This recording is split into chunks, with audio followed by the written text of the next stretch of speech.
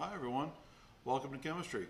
I hope that throughout this course that we can talk about some new topics and concepts that have not yet been discovered in our other high school sciences. So the first thing that I want to talk about today is scientific notation. Now you may have encountered this before in math classes, but we use scientific notation in chemistry to express really large and really small numbers. The world of chemistry is made up of really small things. We talk about atoms and we talk about the things inside atoms, and those are really, really small particles. So when we're talking about the size of them and the mass of them, we have to use extremely small numbers. Okay, so one of the things that we need to be able to do is convert our large and small numbers into a more manageable number. So let's convert the following numbers. Let's say 509,0000 meters. So I've got 5,090,000 meters. That's a lot of zeros. And what we can do is we can reduce that by moving our decimal over and using our powers of 10. So we're going to move our decimal 2, 3, 4, 5, 6. So this is the same thing as writing 5.09 times 10 to the 6th meters. All right, you remember doing things like this? Okay, all we're doing is moving the decimal by powers of 10. Okay, I can go the other direction, 0.000381 meters. Okay, I don't have to write all those zeros. I can use my scientific notation. I can use my powers of 10 by moving the decimal 1, 2, 3, 4. Okay, so 3.81 times 10 to the negative 4th meters. That decimal is going in the opposite direction. Okay, now in scientific notation, the correct way to write it is with a non-zero digit in front of the decimal. Okay, you would not write 0.0381 times 10 to the negative 3rd. While that number converts correctly, this is not correct scientific notation. So you have to have a non-zero number as your first digit, okay? And only one digit. You would not write 38.1 times 10 to the negative 5th. Again, while that converts correctly, this is not written in correct scientific notation, okay? One digit that's non-zero as the beginning number, okay? So sometimes we need to add and subtract our scientific notation, and it's not as overwhelming as it seems. All you need to do is make the numbers into non-scientific notation. You have to kind of cheat the system a little bit. So let's look at 4.3 times 10 to the 5th, and I'm going to add that to 2.1 times 10 to the 5th. Now, as long as my exponents are the same, then you don't have to worry about anything. So this is just going to be 10 to the 5th. Your exponent doesn't change. And then you simply add like you normally would on a piece of paper. 4.3 times or plus 2.1 is going to give me 6.4. Plain and simple. 1 plus 3 and 2 plus 4, 6.4. You drop your decimal. Okay? But what if I have 4.3 times 10 to the 5th, and I want to add that to 2.3 times 10 to the 4th? What if I'm doing this one? Well, this one's different because my exponents aren't the same. So what you need to do is convert one of them to make it match the other. It doesn't matter which one you change, you'll end up with the same answer. So this one, I'm going to change 2.3 to reflect a exponent of 10.5, which means I'm going to move that decimal over to one space to give me 0.23 times 10 to the 5th. Like I said before, this will convert correctly, but it's not written in correct scientific notation. So I can move that decimal to change my exponent in order to make my math work. So now I have 4.3 times 10 to the 5th, And now I can do this. So 10 to the 5th, my exponent stays the same, and 4.3 plus 0.23 is going to give me 4.53. Drop your decimal and add your columns. That's all you have to do. Okay, subtraction is the same way, except if you have a different exponent, change one of them to reflect that similar exponent. Okay, they need to be the same for adding and subtracting. For multiply and divide,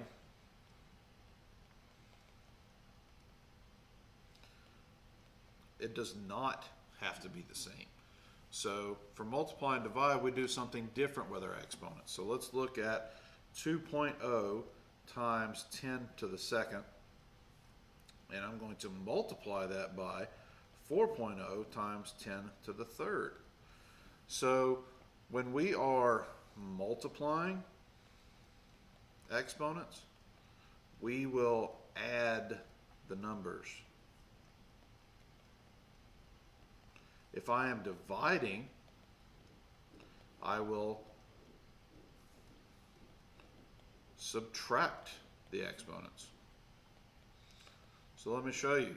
I have 10 to the second and 10 to the third. All I'm going to do is add those two values to give me 10 to the fifth. And then I will multiply the 2 and the 4 together. So 2 times 4 is going to give me 8. So 8.0 times 10 to the fifth. If you're dividing, I got 6.0 times 10 to the sixth. I'm going to divide that by 3.0 times 10 to the third. Well, for dividing, I subtract my exponents. So 6 minus 3 is going to give me 10 to the third, and 6 divided by 3 is going to give me 2.0. Okay, so it's just a matter of making sure your exponents and your decimals line up. And for multiply and divide, do you add or you subtract your exponents? Okay, so the next thing I want to talk about is fairly important in chemistry, and go into a little bit more about it in unit 1.3 and why it's important. But significant figures has to do with how precise a measurement can be, or how precise a measurement is. Okay, how important are the values of the measurement? Okay, now what this means is, what if I measure a textbook and my ruler breaks and I have to go get a new ruler right in the middle of it? So I measure one length to be exactly 13.27 inches, and then the other length I measure it to be somewhere around 10. Well, that's not a very accurate measurement, because I don't know what exactly that width value was. Okay, our measurements dictate how many decimals we're allowed to record for an answer. Okay, so there are rules when it comes to counting our digits and counting our decimals. The first rule is non-zero numbers are always significant. Okay. Number two, zeros between non-zero are always significant.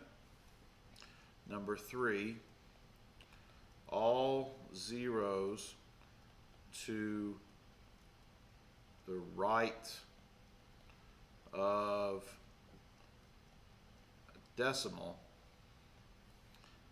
after a non-zero are significant.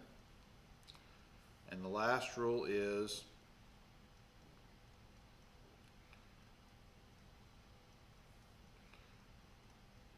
let